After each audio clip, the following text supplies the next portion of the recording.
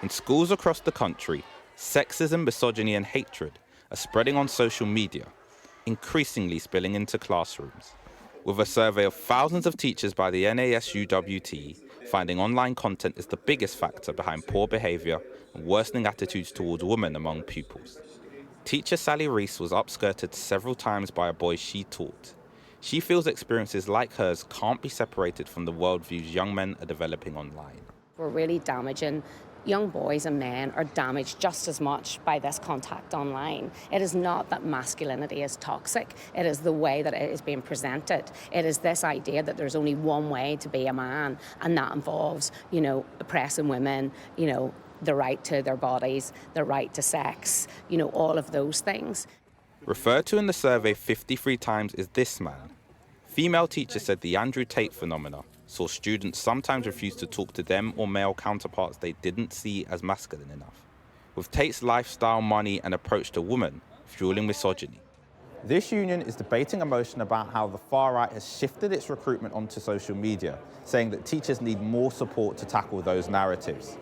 But that's part of a national conversation that goes beyond conference centres and classrooms. Here in Liverpool, parents are concerned and say policing social media use isn't simple. We don't let our kids go on social media at all. Our daughter uses WhatsApp and that's all. We wouldn't let her go on Facebook or Instagram or anything like that until she's quite a bit older. We want to maintain at least some of our influence on our kids, to point them in the right direction rather than somebody, some influencer that we don't know and, don't particularly approve of the opinions of influencing them. I do think parents have a role to play. They need to be aware. I think you can be a bit cut off, can't you, from your children?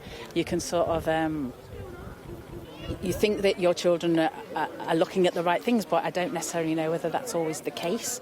Pop culture has also helped propel discussions around this topic. After its release this year, the team behind the Netflix drama Adolescence were invited to Downing Street.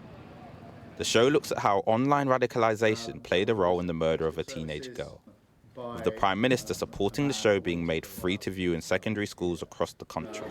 But addressing these issues is complicated, with toxic online content increasingly creeping into our classrooms and beyond, which is why teachers will continue to call for as much help as they can get to tackle a growing problem.